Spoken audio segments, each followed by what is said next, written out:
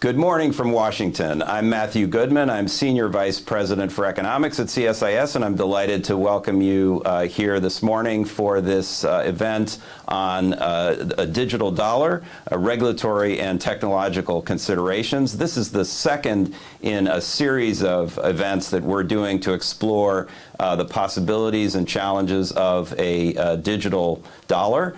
If you've been paying attention even lightly to the news in the last even week, there's been a lot of talk about cryptocurrencies, about stablecoins.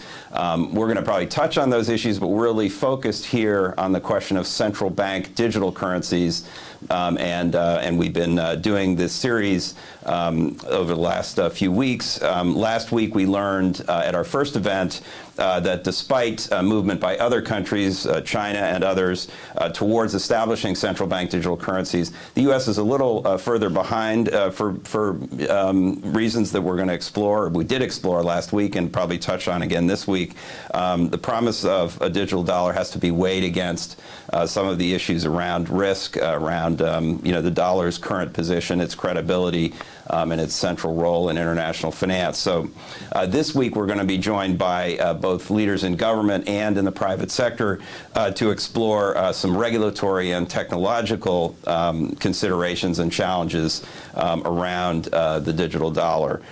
So we're first going to hear from Congressman Jim Himes, who I'll introduce in a second, for a keynote address. And then this will be followed by a moderated conversation with the congressman led by my colleague at CSIS and senior fellow Gerard DiPippo. So after that, Gerard will then moderate a panel with two private sector industry leaders in this field. So Gerard will be running the show shortly. But now, with no further ado, it's my honor to introduce Congressman Jim Himes, who represents Connecticut's 4th District, and he serves on the House Financial Services Committee, where he is chair of the National Security, International Development, and Monetary Policy Subcommittee.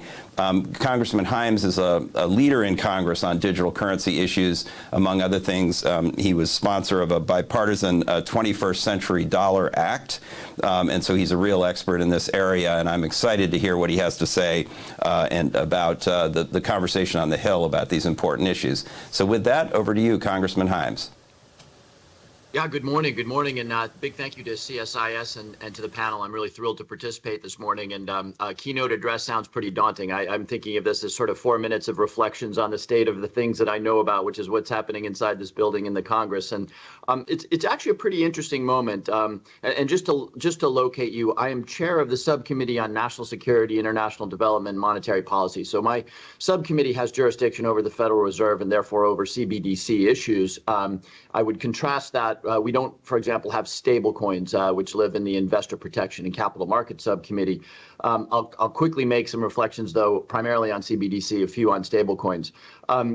First, let me just start by saying that, and I don't say this a lot, but the institution in which I work is actually, I'm pretty proud of the way it is approaching cryptocurrencies generally, CBDC in particular. And the reason for that is that all of the various sort of factions and ideological groups in the Congress see in the possibility, particularly of a CBDC, but generally speaking in cryptocurrencies and stablecoins, see attractive possibilities and potential. So my more progressive colleagues are really intrigued by the notion of bringing the unbanked into a more formal environment, lower cost money transmission around the world, remittances.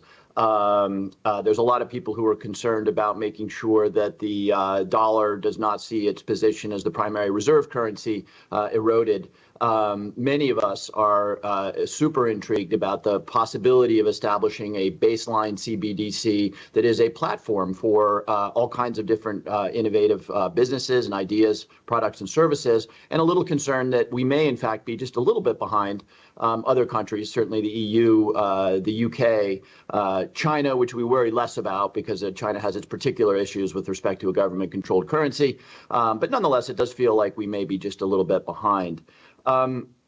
We are to hold a hearing in the full Financial Services Committee next week on CBDC, so I would urge you to tune in. But just to paint a picture of sort of what the political questions look like here, what I just said stands largely true. there are those, it's a relatively small minority, but those who simply don't want to hear about cryptocurrency. And they're thinking, I think, primarily about stable coins. I will tell you there are no worse ways to approach the United States Congress than to have Mark Zuckerberg appear with a global currency that we all fear he's going to use to try to take over the world. That was really not the way for the Congress of the United States to get introduced to the concept of a CBDC or stablecoin. And so, there still are those who just are sort of uninterested, think that there's nothing there. And then on the other extreme, there is definitely pushback from kind of libertarian caucus, and the libertarian caucus sort of is really hard after anonymity, about a complete removal of the government from any role in money and monetary policy. The good news is I think that those two instincts around here are pretty small in size, but nonetheless, in the United States Senate in particular, small in size can translate into an ability to slow things down. So what does this all mean? What this means is that the institution is sort of rolling around to the realization that we do need to advance the case for a CBDC, and that we do need to continue to make progress on thinking about how we're going to regulate stable coins and cryptocurrencies generally. Not going to happen in this Congress, but I do think that we're sort of moving in the direction. 2 years ago, if you'd said cryptocurrency or stable coins to most members of the Financial Services Committee, I would tell you that 10% might sort of be able to give you a couple of sentences. That's changing pretty rapidly. With respect to CBDC, last thing I'll say in these opening remarks, there are other frictional forces. It won't surprise you to know that private industry is very nervous about a CBDC for what I think of as good reasons and bad reasons. The bad reasons is I've been in this job long enough to know that most players in the private market, and by the way, true confession, I was in the private market. I was a Goldman Sachs banker for 12 years. But most people in the private markets are actually kind of not so much looking for free markets and the aggressive hand of the market. They're looking for they're looking for protection, quite candidly, in many cases against innovation. They're looking for sort of the stability of their legacy businesses. And so I can't tell you the number of meetings I've had where, somebody who has a legacy, payment system or whatever comes in and says, well, there's no use case. And by the way, if you establish a CBDC, you're going to disintermediate and tank the financial services market, which the answer to which, of course, is no, we're not. We're about to release a white paper. When I say we, I mean my subcommittee, that will seek to advance this discussion by saying we should have an intermediated CBDC with limits on the amount of money that can be held in wallets, so that there's not a flight to CBDC wallets in a moment of adverse conditions in the banking industry. It won't be a surprise to anybody because an awful lot of other countries have sort of arrived at a way you might think about a CBDC that does not threaten the banking system. So to those who say, well, gosh, nobody's going to want to use it, I say, well, why don't we let the free market establish that? Let's throw a product out there and see what people do on top of it. What gets innovated, how people feel about it. My own suspicion is, and I say this without a ton of analytical work, but my own suspicion is that a CBDC and innovation on top of it will provide opportunities to people who, for whatever reason, are skeptical of the traditional banking, traditional payment systems. I do think it'll lower prices around things like remittances. I don't imagine it'll in a meaningful way squeeze out alternative payment systems, but I do think there probably is a demographic and a population that likes it. I do think that we can create it in such a way as to actually add opportunity to the financial services sector rather than threaten it. I do, and this is sort of a matter of personal opinion, I don't envision a world where there's 15 stable coins competing with each other. And in fact, the existence of a CBDC, I think, probably reduces as I sometimes jokingly say, if you have access to a CBDC, why do you really want to take the risk associated with Bill's stable coin? There may be an answer to that, but it's something to think about.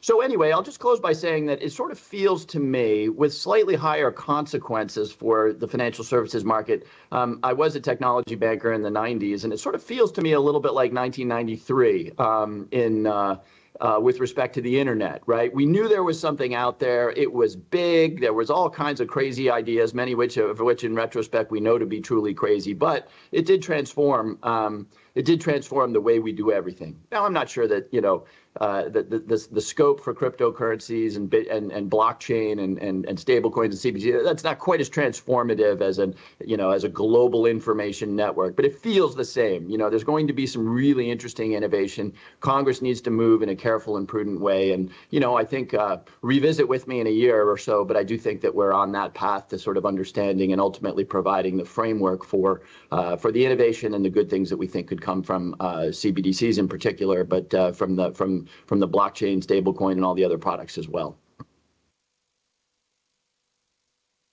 Thank you, Congressman Himes. Hello, everyone. My name is Gerard DiPippo. So I want to pick up on something you mentioned. You alluded to your belief that there probably won't be any action this Congress on these issues. Can you just give a quick overview of what the state of legislation, if any, is relative either to a CBDC or to digital assets like stablecoins? Yeah, so there are plenty of frameworks out there. With respect to stablecoins, the president's working group released a report that I'm sure the people watching have looked at. The main conclusion of that report was that issuers of stablecoins should have banking charters. That's a controversial idea around here. And we've expressed that to Treasury. And it's not controversial because it's a terrible idea, but it's controversial because there are those, including myself, asking questions like, if you have a fully reserved, one-to-one redeemable stable coin, do you need to be in a fully loaded banking environment? The answer to that question is probably no.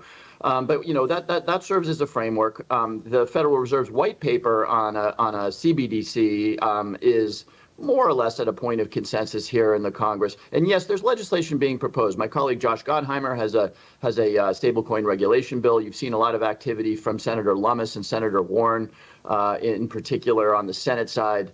All of that is contributing to the discussion, but I wouldn't look at any of that legislative text and say, there's a significant chance that any of this becomes law in the next 6 months or so.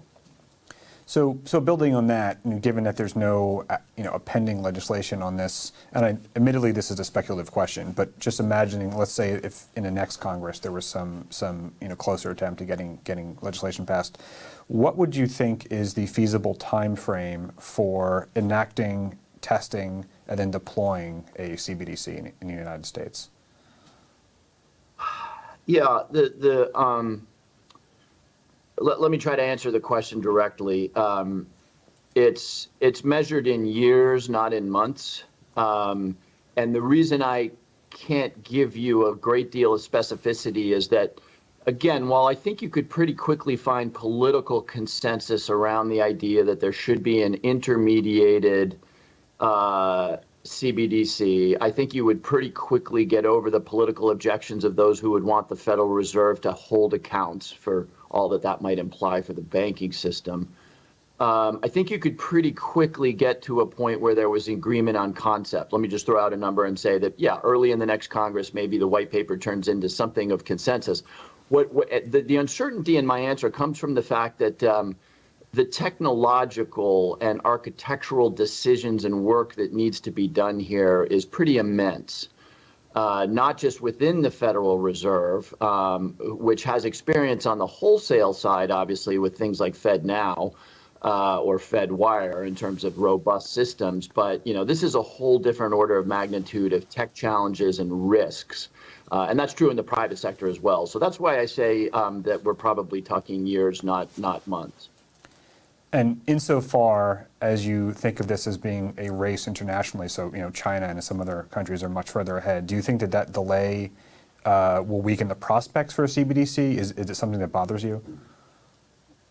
It bothers me a little bit, and China bothers me less. It's hard to imagine, given the nature of the relationship between the regime in China and markets generally and the private sector. It's sort of hard for me to imagine that Europeans or North Americans are going to be holding digital yuan anytime soon, right? For 12 obvious reasons, including the fact that the Chinese have been pretty untransparent about what the characteristics of the CBDC, of their CBDC would be in ways that we have to be transparent. I mean, I hear people talk about, well, CBDC would give the Fed the opportunity to impose negative interest rates. Like all of a sudden you wake up one morning and you've got less, CBDC than you did the prior day. I mean, that just poses massive legal and political issues. So I don't worry quite so much about China. But yeah, I mean, at a minimum, let me put it this way. We don't need to win every technological race out there, but we do need to at least be fast followers, right? So if we wake up one morning and the EU has a Euro CBDC that lots of, British, well, it wouldn't be British, I guess, but German and French companies are doing innovation on, we want to be pretty close in that hunt. So yeah, I think one of the more compelling reasons to keep the conversation going, and I tell my private sector friends this a lot, is let's not find ourselves, really left behind around the innovation that this could provide. And so you also alluded to this, but that your view of how already existing or maybe more dollar stablecoins and a potential CBDC might coexist. But do you see, or what would you say to the view that dollar stablecoins are essentially a bridge to that future world, or do you see them as something that's kind of on a separate track?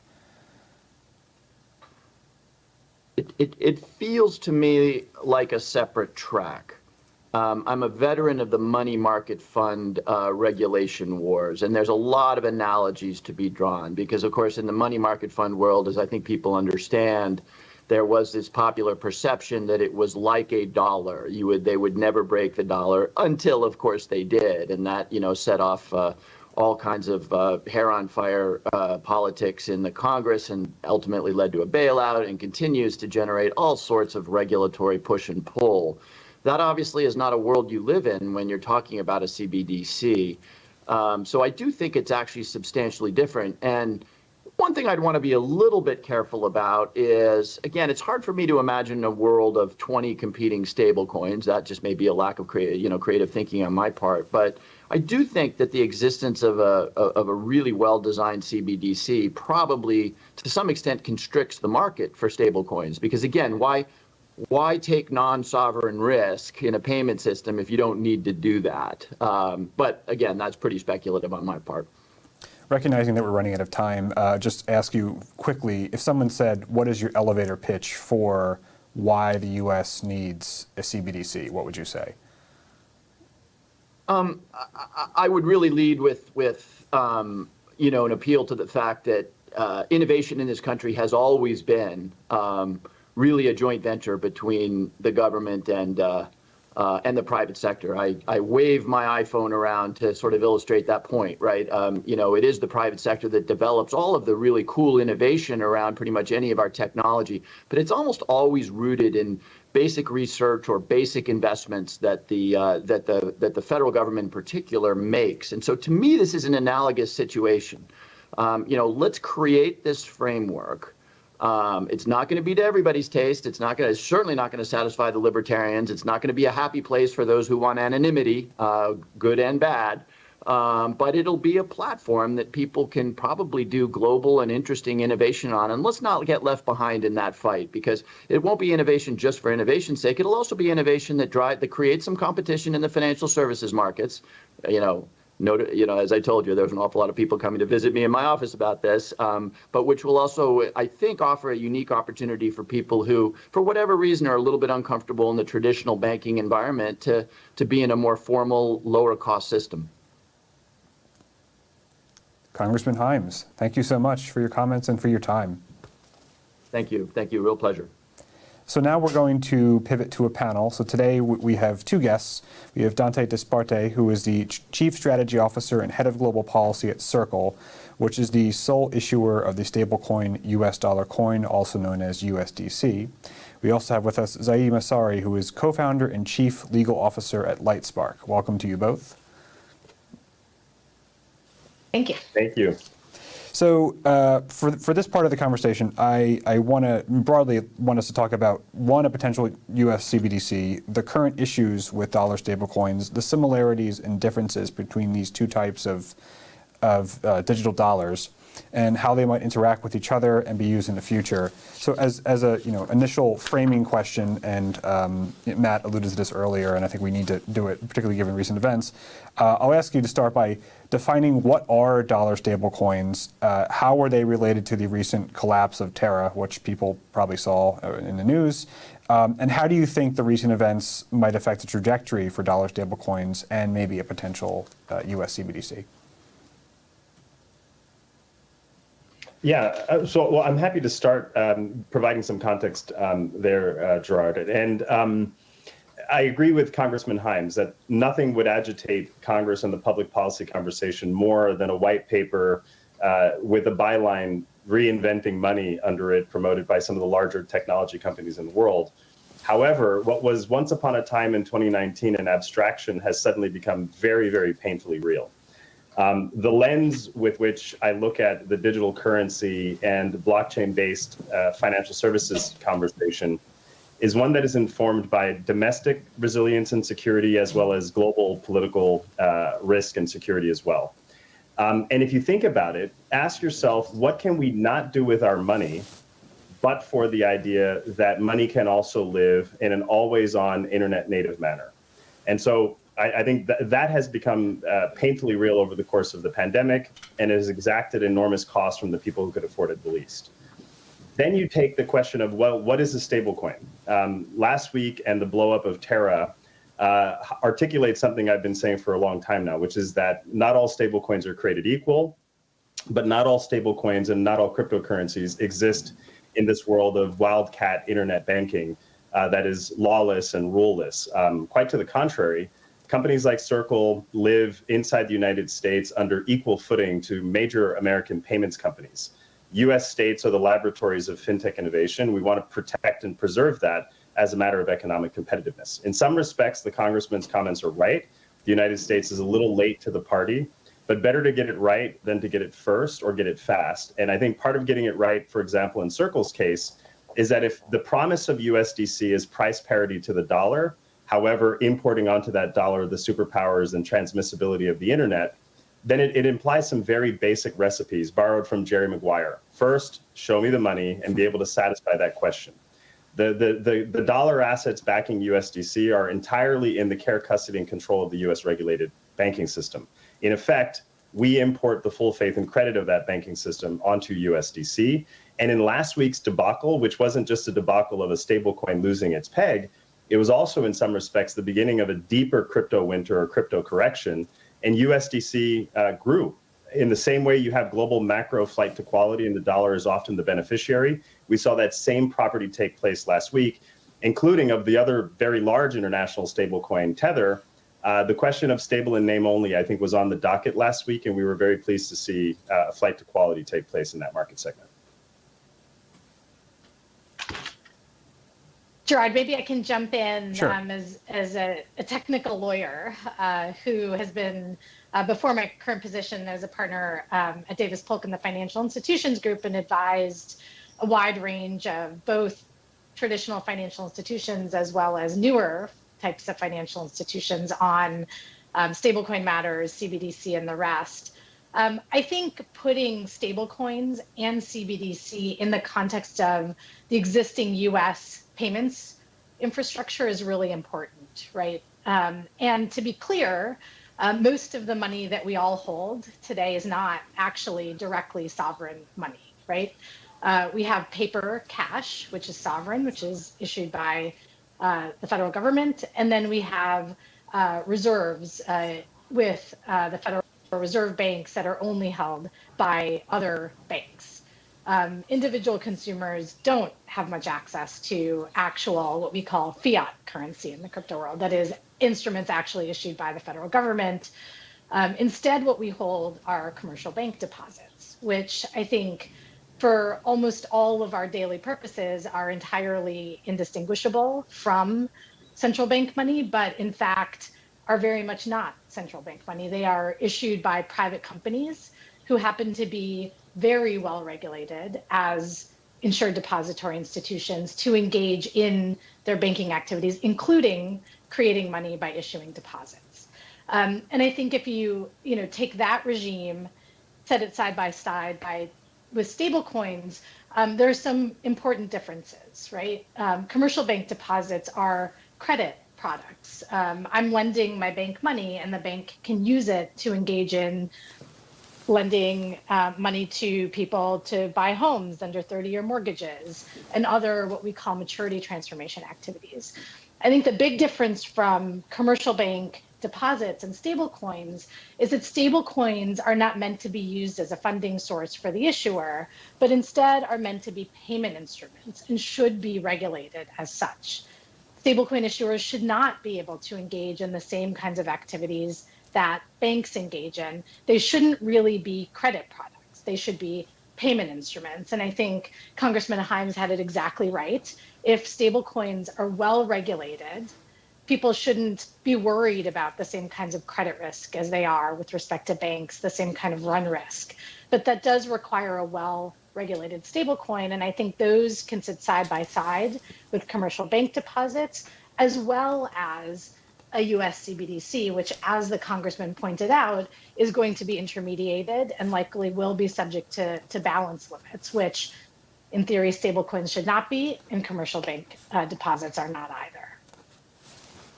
Thank you. Those are great points. So, I mean, I'd say quick two takeaways. One, in terms of stablecoins, there are some that are so-called algorithmic stablecoins. That's like the one that collapsed. Then there are those that Dante was talking about that are backed by reserves, so things like T-bills, safe dollar assets, bank deposits, et cetera. And as you said, show me the money, so you can say, you know, we know what's backing those. And Zai, you made a great point that I think I made in the previous session, which is that most of what people think about as dollars are actually privately issued money from commercial bank deposits. Yes, there are government guarantees. Yes, there is regulation, but only the subset that is actually directly issued by the Federal Reserve is true sovereign money, which, like, for most people is actually just the cash in their wallet. Just moving forward, I want to talk about use cases and do some compare and contrast if we can. So what would you say are the specific use cases for a potential CBDC, and how might that differ from those for dollar stablecoins? So kind of a vice versa, you know, comparison. Yeah, I'm happy to start there, Gerard, and sort of, again, outline what is the real world experience, right? And not the abstraction. And what we have to remember is that up until 2019, the idea of a central bank digital currency was not de rigueur. It was not a concept that, other than very technocratic conversations, very few Western central banks were of the mind that they should compete with their retail payment systems or their two-tiered banking systems. That very point in time, of course, accelerated the interest in central bank digital currencies in no small measure due to the advent of the Libra project. And up until very recently, a lot of the use cases were elusive.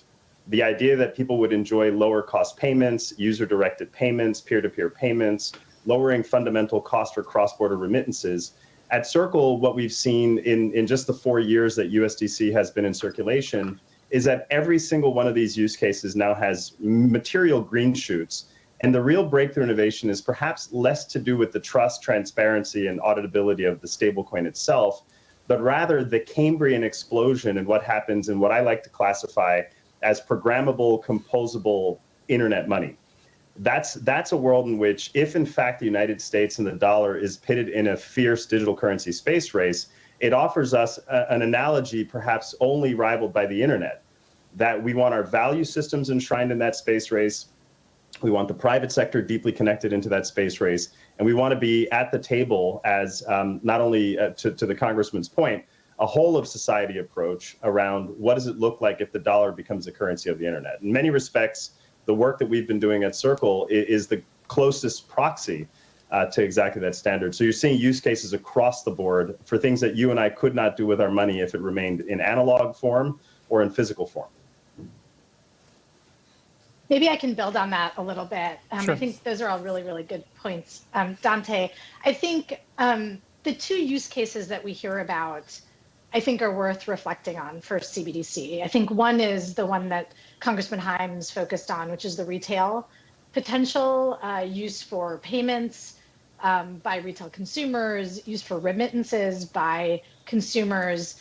I think that is actually the more perhaps intuitively interesting use case for CBDC, but in my own view, the less likely one to really be transformative. And the reason is because, as the congressman said, and I think as was hinted at in the Federal Reserve's board paper from January or February this year, by necessity, CBDC in the United States would need to be intermediated because the Federal Reserve System has never been in the business of providing financial services to consumers, not even to commercial businesses, right? Only to other banks, insured banks. And so a retail CBDC would, to my mind, look a lot like existing products already available to consumers in the United States, whether those are accounts with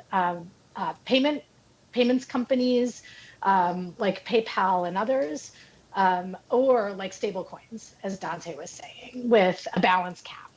And so I'm just not sure how much more attractive a CBDC account would be versus existing solutions. Now, the other use case is, of course, more at the wholesale level, and to promote interoperability for large international money transferals and payments by for commercial purposes and for wholesale purposes as other countries develop their own CBDCs. I think probably of most interest to this audience is the idea that US dollars are going to need to be interoperable, or at least will need to interface with other CBDC systems around the world.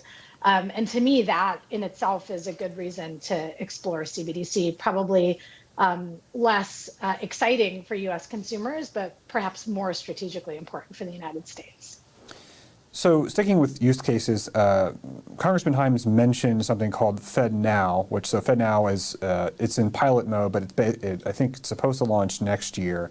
That will allow real-time gross settlement. So basically, when people deposit checks, it would show up immediately in their accounts, even on a Sunday, for example. And so I have heard some people say that the emergence of real-time gross settlement will sort of diminish the use case for a CBDC. What would you say to that? And does that also diminish the cross-border uses that you were just talking about?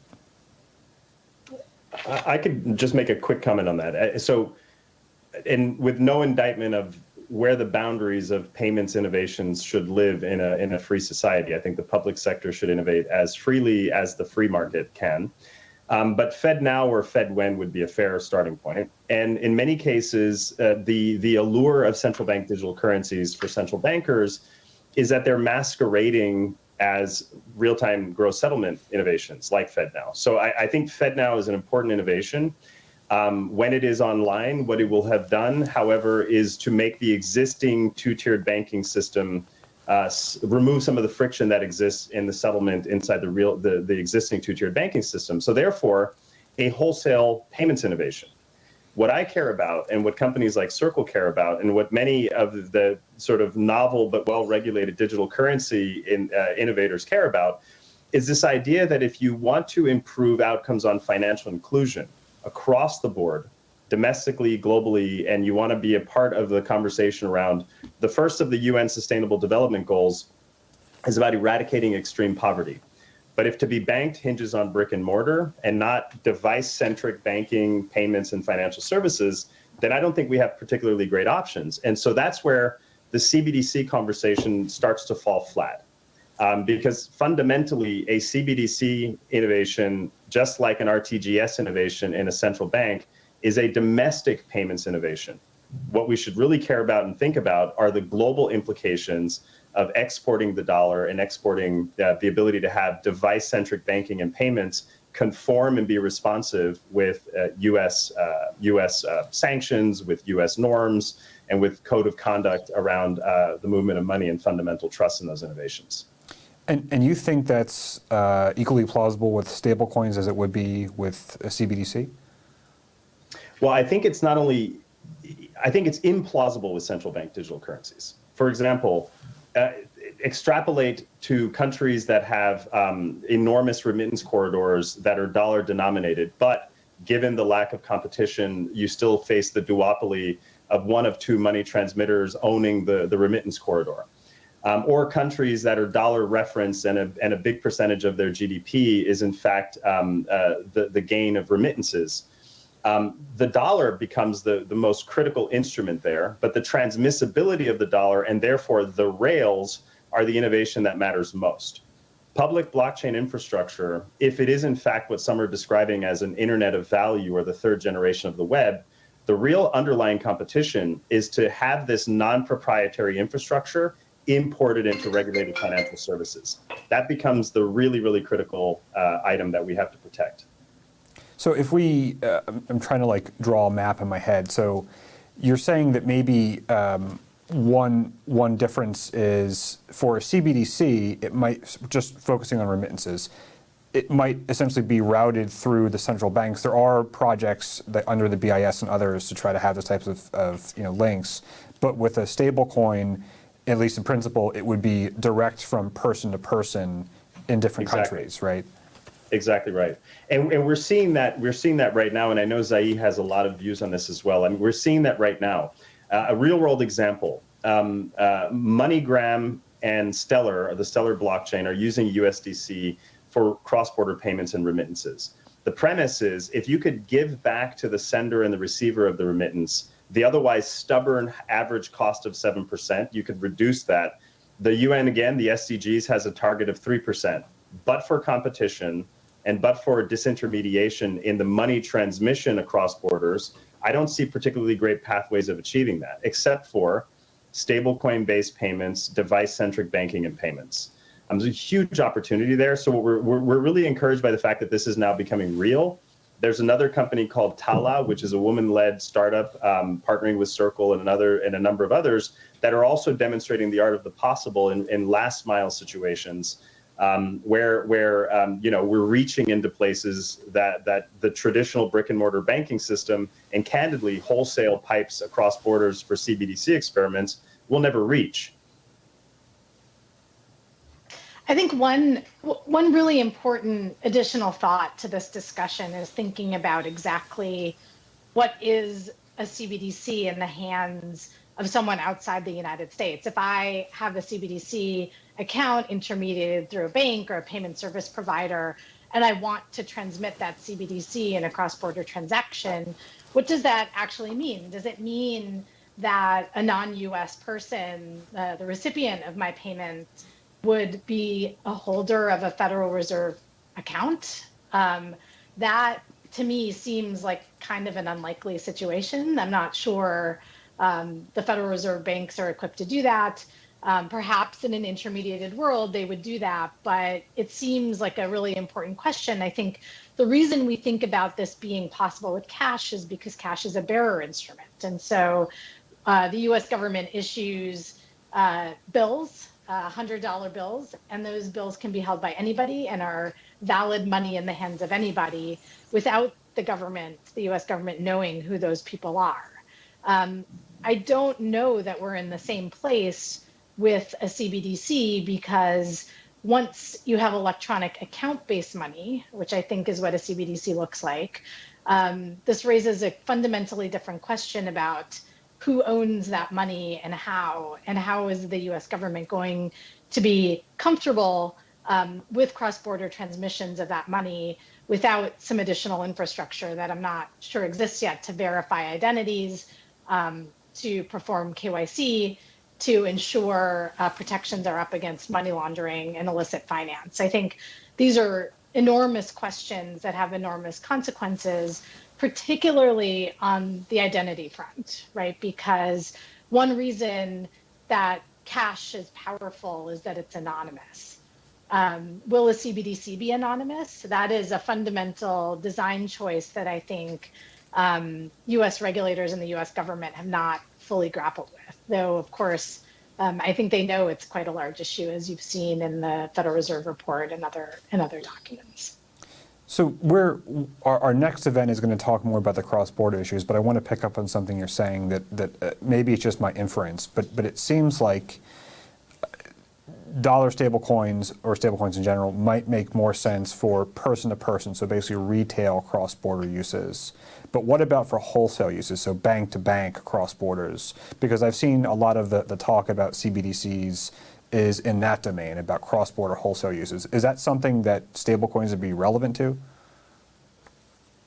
I can tackle that quick, Dante. I think yes, right? Because first of all, we already have wholesale CBDC among banks, right? Those are just Federal Reserve master accounts.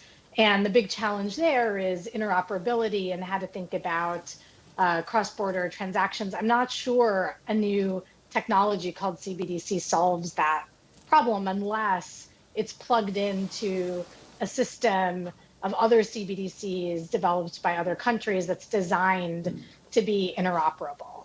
And then on top of that, outside of the existing wholesale digital system that we have for central bank money among banks, as Congressman Himes pointed out, in order to avoid and create additional run risk for commercial banks, we have to have limits on CBDC accounts for retail holders. And so at that point, it's not clear to me how you have even non-bank commercial cross-border wholesale activity, because it creates run risk for the commercial banking sector.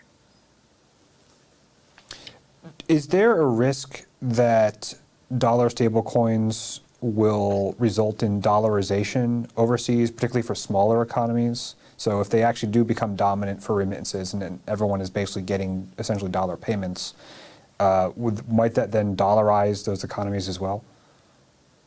Yeah, I mean, so if I could, because I think that's it's one of these questions that often comes up it certainly came up with the advent of Libra, the idea that, there would be substitution and digital dollarization would be accelerated in many countries. What's interesting is that around the world, digital assets are increasingly flowing through well-regulated virtual asset service providers. And so governments maintain, through the monopoly on fear and coercion and power and standing armies, the ability to exercise whichever capital controls they like, including in the digital assets arena. What I think so the conversation for me is less about the distortions that digital assets produce for fragile states and emerging economies, but rather the inverse may also be true, which is that for many countries whose dependency on foreign receipts and remittances is a greater inward cash flow of dollars than foreign direct investment or official development aid, this is a pathway for accelerating hard currency receipts and increasing settlement finality and settlement times. So the real conundrum that digital assets are producing is that you and I do not send cross-border emails to each other. We send emails to trusted counterparties. Imagine a world in Thomas Friedman's hot, flat, and crowded world, the borders and the frictions of how money is transmitted also get erased. And what you're now enabling is real-time settlement at population scale. I think that's a net good. I think people around the world, 50% of the world's populations are subject to domestic hyperinflationary currencies.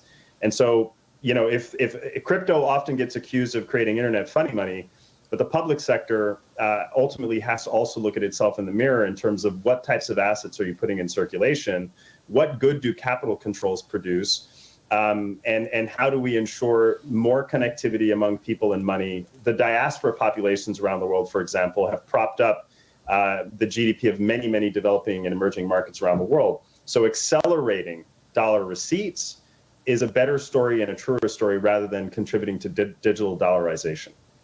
You anticipated my question, though. So it sounds like stablecoins might be a means of demolishing capital controls, which then would reduce sovereignty and authority of central banks overseas, right? Well, I think it's a little too Orwellian to describe that end state, partly for the point that I raised, which is that, when countries like China decide to ban digital asset mining and crypto mining, the industry is responsive because the government of China ultimately has a monopoly on power and coercion and force. No sovereign completely absolves itself of that. However, free societies enable innovation, enable democratization, and enable a free rules-based economy to thrive.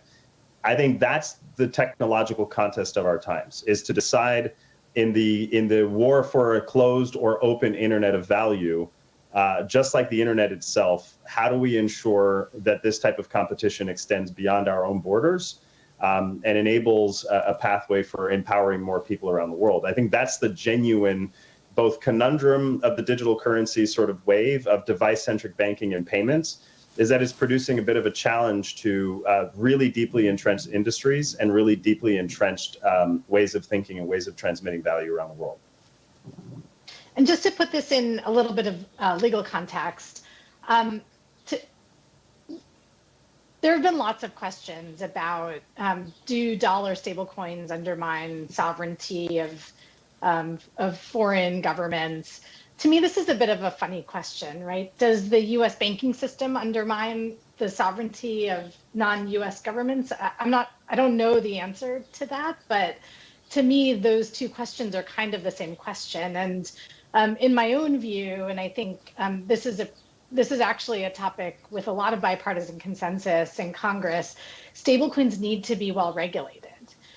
That means that they will, of course, be subject to capital controls, just like they're currently subject to regulation by the states, just like the commercial banking sector is subject to regulation by the U.S. government.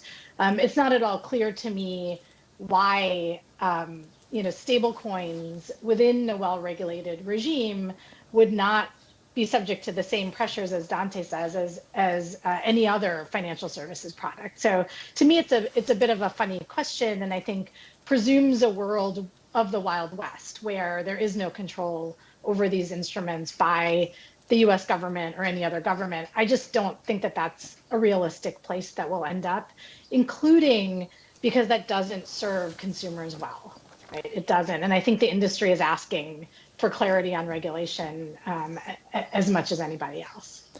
Well, if I can channel the views in Beijing and elsewhere, I think there are some governments that think that the reach of the U.S. financial system and the dollar itself actually does erode their authority. And this is really in a sanctions context, but it seems like the dollar stablecoin discussion is sort of just furthering that, but it's not a break from it. In other words, insofar as they worry about that, it's still an issue. Just sticking on the international topic briefly, do you think there's a natural monopoly in stablecoins for dollar denomination, or will there be large markets for, say, euro or Japanese yen or other currency stablecoins? Yeah, I mean, happy to respond. So in fact, at the height of the noise and to some extent the histrionics about the United States is losing the digital currency space race, and we don't have a CBDC, but China just debuted one at the Winter Olympics, and it now may enjoy upwards of 250 million users, and China will now export it through the Belt and Road Initiative and supplant the dollar supremacy all over the world. At the height of that narrative, and well before I think many of these hearings and conversations started lighting up, I wrote an article, The Counter Narrative in Project Syndicate, effectively declaring that the United States and the dollar, therefore, is winning the digital currency space race, in no small measure because well-regulated stablecoins, supported on multiple public blockchains that promote competition and interoperability in payments, and have triggered this Cambrian explosion and responsible digital assets innovation around the world, are all dollar referenced. Some, sadly, like last week and the blow-up of Terra, had less to do with being a stablecoin and more to do with being a digital derivative or a Frankenstein product, stable in name only. But nonetheless, the dollar is increasingly the reference currency of this multi-trillion-dollar digital assets economy. The other point I would argue around the geoeconomics and the geopolitics is you don't weaponize the dollar from a hegemonic vantage point or from a financial crime compliance vantage point.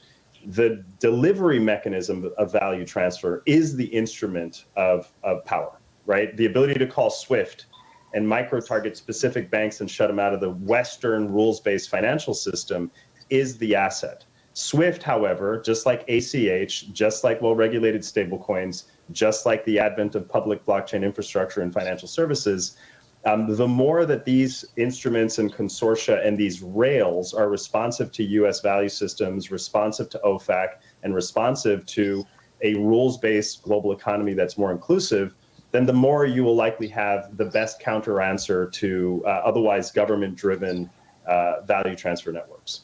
That's the asset. So we've mentioned a few times regulation. Putting it in simple terms, what are the key regulatory considerations or frameworks that are necessary to build confidence and allow for blooming of dollar stablecoins? Yeah, it's a great question, and something I know both Dante and I have thought a lot about. I think one initial point I'll make before saying a couple words about sort of the substance of stablecoin regulation in particular is that in my own view, crypto markets and stablecoins have grown to significant size despite the lack of clarity in regulation, not because of it.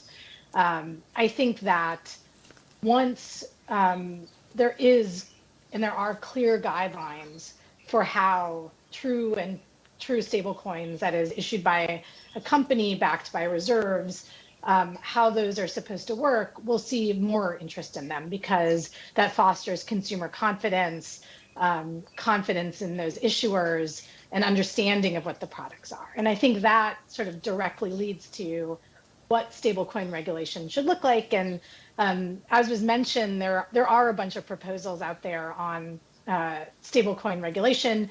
Most of those think of stablecoins as a money product to be issued by an entity like a money transmitter, a state chartered trust company, or some kind of specialized bank charter, not, for example, like a money market fund, which is an investment product, not really a true money product like a stablecoin should be. And so I think the key aspects of stablecoin regulation should include requirements for the types of assets that can be held to back a stablecoin, and in particular back the obligation of the issuer to redeem the stablecoin at face value. So that needs to be high quality liquid assets denominated in the same currency as the stablecoin that's being issued. There should be disclosure requirements and audit requirements for the reserve. There need to be operational resiliency requirements. So if you issue a stablecoin on a particular blockchain, the issuer should have a good sense of how it can control the issuance of that stablecoin and protect the resiliency of the payment network on which that stablecoin rides. And then, of course, as exists today, illicit crimes provisions that require stablecoin issuers to know their customers and monitor for illicit finance and activities in their stablecoin. I think these principles are actually pretty well thought through by members of Congress as well as federal policymakers. I think there's actually a lot of consensus about this.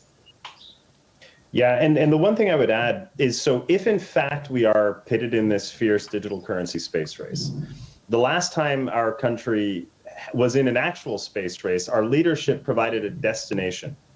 By the end of this decade, we will put a man on the moon, right? And then the society, the public sector, and the free market, and all kinds of innovators catalyze exactly how to get to that destination.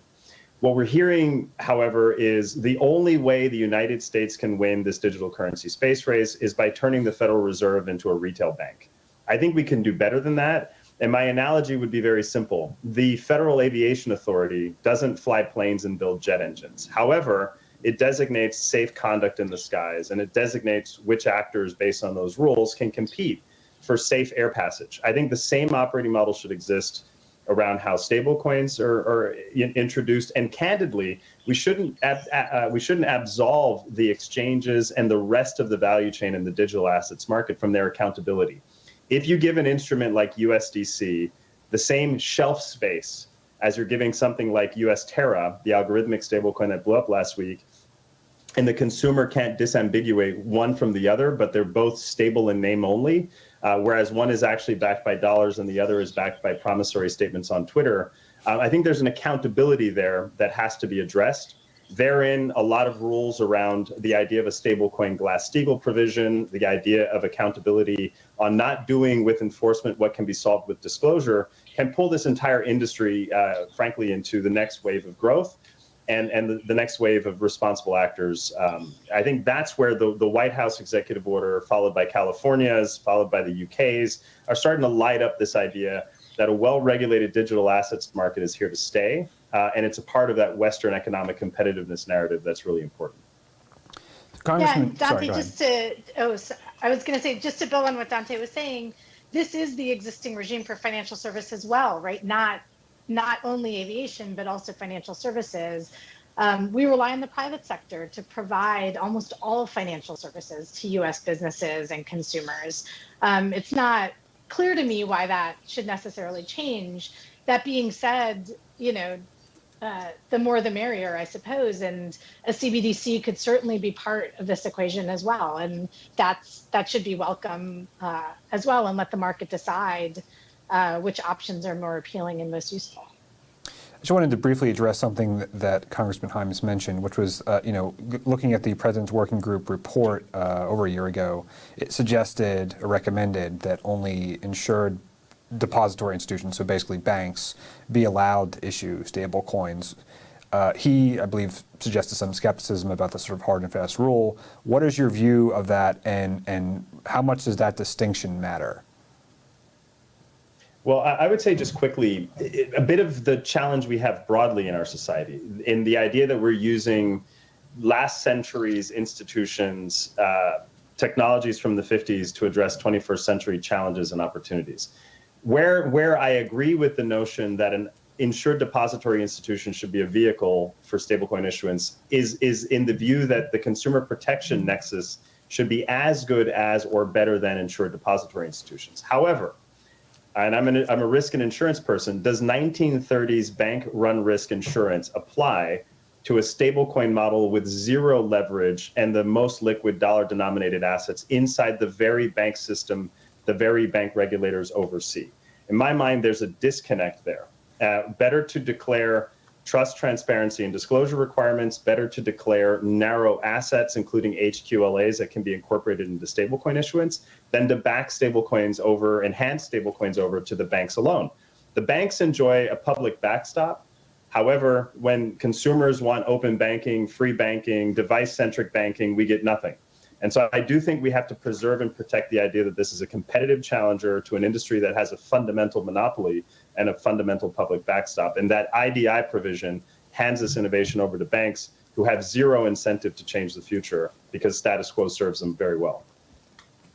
Dante, I agree with you. I would put it slightly differently, though I think getting to the same point, which is regulation of insured depository institutions was designed to regulate banks that borrow short-term and lend long-term. That is not fundamentally the business model of stablecoin issuers, and therefore those regulations just they're not fit for purpose. On the other hand, I understand the impetus of the US government to want comprehensive supervision of stablecoin issuers, not only the entity that's issuing the stablecoin, but its affiliates as well. And to my mind, there must be a way to accomplish the same supervisory goals without, in fact, subjecting stablecoin issuers to a regime that would frankly make them uneconomical and not viable. That just can't be the right answer. And I think most members of Congress and I think policymakers across the board are coming to that view as well. So pivoting a little bit to questions from the audience, but also picking up on what you were just saying, how would be stablecoins related to credit and lending in the banking sector or just financial sector overall, whether it's DeFi or other things? And how does that differ from a CBDC? Because most definitions of a CBDC is that it's a liability of the central bank, which is essentially a cash substitute, which is not a loan, obviously. But are stablecoins part of lending? Is there any credit risk there? Well, I mean, so if the stablecoin, again, we have to start abandoning some of the terms of art, right? So I really feel it's not good company to keep to link USDC, for example, to instruments that are stable in name only. But nonetheless, dollar digital currencies that have no leverage behind them and have dollar parity with real assets and they're in a real regulated financial system. The instrument at the tokenized level is completely unlevered, right? There is no leverage in it, and therefore how it then becomes a part of lending and what I like to call software intermediated capital markets, but what in crypto parlance is DeFi, is then to not have leverage in the token, but rather to allow for the willingness to pay and the willingness to borrow to be pattern matched on the internet. Really, really powerful growth in decentralized finance that is critical. And lots of enormous advantages in decentralized finance. The banking system takes bank holidays, our financial needs are always on. And so I think that has to be encouraged, and we're starting to see, I think, upwards of $100+ billion of decentralized finance activity. The more normalized it becomes, this is why the whole of the regulatory conversation matters, not just stablecoins and prudential treatment. The more normalized that becomes, the more you unlock access to credit, lending, yield, and a whole host of responsible financial services innovations for which millions and millions of consumers are completely locked out. The presumption of participating in wealth-creating products in the United States is that you have wealth in the first place. I think that's problematic, and we've hit a point of diminishing returns with that exact operating model. I mean, I think the way to think about this is that, and again, to build on what Dante was saying, we should talk about well-regulated stablecoins, or what I call true stablecoins. And then if you think about that instrument, right? Yes, people should be able to borrow that and lend it, right? That borrowing and lending activity is a separate activity from the issuance of the stablecoin. That borrowing and lending activity should be regulated, just like borrowing dollars and lending dollars is regulated in the United States. To me, there's a pretty clear path for how to think about that activity. We borrow treasuries, we borrow other securities, we borrow all manner of financial instruments. It's not obvious to me why stablecoins are so fundamentally different. I think, look, to touch on the DeFi point a little bit, the reason that stablecoins are appealing in DeFi is because, as Dante says, they're programmable and they're fast. They can move around a lot more quickly than commercial bank deposits or any other sort of dollar-denominated asset. That's why they're interesting. It's actually because of the underlying payment technology, not any sort of inherent leverage that they represent. I think maybe, again, trying to draw like a little diagram in my head, perhaps I think some of the confusion is people might know that when banks make a loan, they're essentially creating new dollars, right? So they make a loan and it creates deposits, whether at that bank or elsewhere. If an institution were to make a loan in stablecoins, it would also, in a sense, create stablecoins, but those stablecoins, and correct me if I'm wrong, would then be still backed by reserves. So you would eventually be minting new stablecoins, but then they would be sort of absorbing reserves that exist in the dollar network itself. So in other words, the overall risk of the coin itself is not increased. It's just that there is credit risk for the actual person who's borrowing. Is that right? Yeah, maybe to try to build the diagram out a little bit, right? So let's think about a commercial bank deposit, right? When I have $1 in a bank account, what I think of as $1 in a bank account, right? What I really have is a liability issued by a bank. Think of it as a loan from me to the bank to return my money or send it around when I ask. And that loan from me to the bank is backed by the bank's assets, all of the bank's assets, including the 30-year mortgages it issued that it would have a really hard time selling quickly, right? And so that's why we have deposit insurance to protect me in case the bank isn't able to give me my dollar back when I ask for it. A stable coin in some ways looks a lot like a deposit, right? But instead of using the proceeds that I give the stablecoin issuer to give me my stablecoin, the stablecoin issuer is just holding short-term treasuries, commercial bank deposits, and other assets that it can redeem quickly to give me my money back when I ask for it, right? So that's, I think, what we mean when we say there's no inherent leverage, or really there shouldn't be any inherent leverage in the stablecoin, where there is in a commercial bank deposit, right? Which is what we call fractional reserve banking, right? There is no fractional reserve for stablecoin; it's fully reserved. But the stablecoin with that loan, you're still minting new stablecoins, right? It's just they're still backed. Fully backed, Yeah. exactly right. And then if I hold 100 USDC, I can lend those USDC to Dante. That's a separate transaction away from the issuer, right? So that activity can still happen and should be regulated as lending activity. So one other issue that I want to talk about, which is a bit related, is how stablecoins do or might interact with the real economy. So what are the prospects for using stablecoins to buy real goods and services? So my understanding, correct me if I'm wrong, is that most transactions with stablecoins now are in the crypto domain, often really just to buy other crypto assets. But can I use, say, USDC to buy groceries, or is there a prospect for that, and would that work? Yeah, it's a great question. And frankly, it's one of the areas where the industry often gets the most dismissal is, well, where in the world can I buy a cup of coffee? First of all, what we're seeing is an increasing nexus of digital first payments. Remember, the bootstrap use case for a well-regulated stablecoin was one of the most exacting in the world, which is the settlement finality of hundreds of trillions of dollars of capital markets activity effectively being, developed and evolved for all of the crypto trading activities, right? Now what we're seeing is a degree of interoperability and a bridge being built between internet native payments, finance, money, and capital markets to real world payments. Companies like, very recently in reverse order, WorldPay, one of the largest merchant acceptance networks around the world, are using USDC as a settlement option. Visa and MasterCard equally are in sort of various stages of development of their own USDC denominated settlements. There's, of course, coffee shops in San Francisco and all the way up to high-end retail like Gucci, where you can go and purchase goods at a Gucci store using USDC as a settlement instrument. But what you hit on, Gerard, is, in my mind, the single most important point.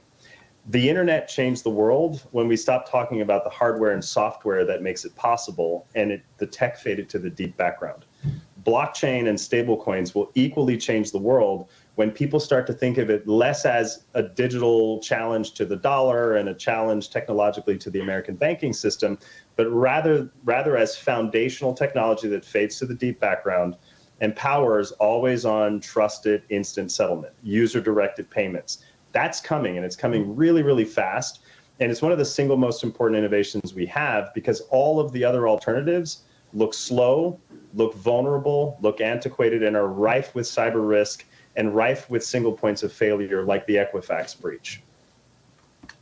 I love that idea, Dante, right? I think in the end, we all will have achieved our goals in the private sector working on crypto issues and stablecoin issues if crypto becomes very boring, just like all financial plumbing should be extremely boring. If it's boring, that's really good.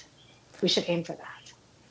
What would you say to those who levy the criticism that, at least currently, it is rather expensive to convert stable coins, or really crypto assets in general, to fiat currency, bank deposits, whatever you want to call quote real money? And what do you think that the blockchains as they currently exist would actually be able to handle a substantial share of retail payments, say just in the United States?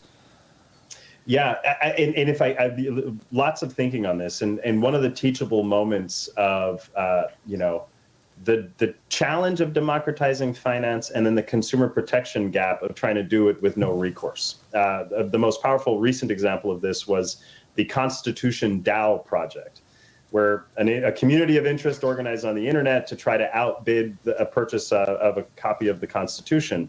And everybody rallied, and they succeeded in making sort of a second or third place bid. However, in the return of funds to the people that were interested in supporting this effort, the Ethereum gas fees stood in the way, and people lost money on the exit. And this would be true of a lot of blockchains and a lot of cryptocurrencies, that gas fees exist, computational intensity remains a challenge. The point I would like to add, as something that's perhaps more important than anything we've been discussing, is the technologists are not standing still. Moore's law and the use of public financial infrastructure and public blockchains are not standing still. And so it's not long before a public infrastructure will approximate Visa-level transaction throughput with internet-level settlement finality and scale that is the infrastructure of 21st century banking, payments, and a whole host of other activities. The technologists are not standing still. One of the reasons Circle is committed to an omni-chain environment is that we want to catalyze that underlying infrastructure development. So today, USDC is available on 9 blockchains. Each one is bringing a slightly different and increasingly improving flavor of settlement finality, of carbon neutrality, of speed and utility. That is the Cambrian explosion that matters the most. Everything else, a well-regulated stablecoin, we think the art of the possible is very clear. And the minimum standards are very clear. But all of the rest that you have to continue promoting and catalyzing is that open competition for the third generation of the web. And on that point, Dante, it's really, it's a bit of an interesting world from a financial services perspective in terms of open competition, right? Because we have this funny situation where crypto services, including exchange between crypto and fiat, is not being provided by the traditional financial services sector. Why is that? Largely, in my view, in the United States, is because those traditional financial services firms, whether they're securities broker dealers, whether they're banks, whether they're other types of regulated financial institutions, have not been able to provide those services because the regulators are not yet comfortable with them getting into this game. And so if you think about it from that perspective, I think what we'll see as those institutions start to be more involved in the sector, that increased competition will provide more options for people to get those exact same services. And at least in theory, I'm not an economist, but at least in theory, should lower costs for those services. I think it's kind of remarkable that costs are what they are.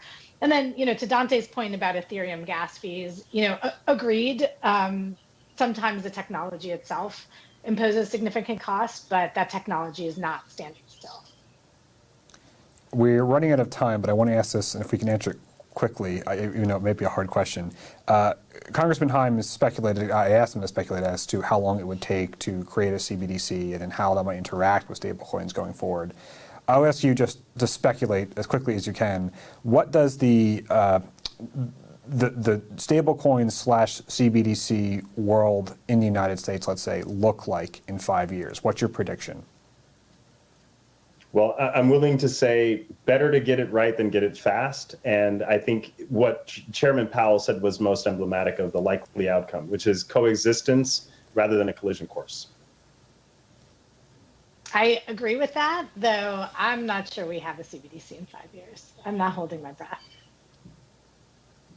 Okay, well, with that, we are just about out of time. Thank you both. Thank you, Dante. Thank you, Jai, for joining us. For those watching, we will have the third event in the series on cross-border issues and international issues. We touched on that today, but we'll talk more about it next time. Stay tuned online for the details about that. That'll be released soon.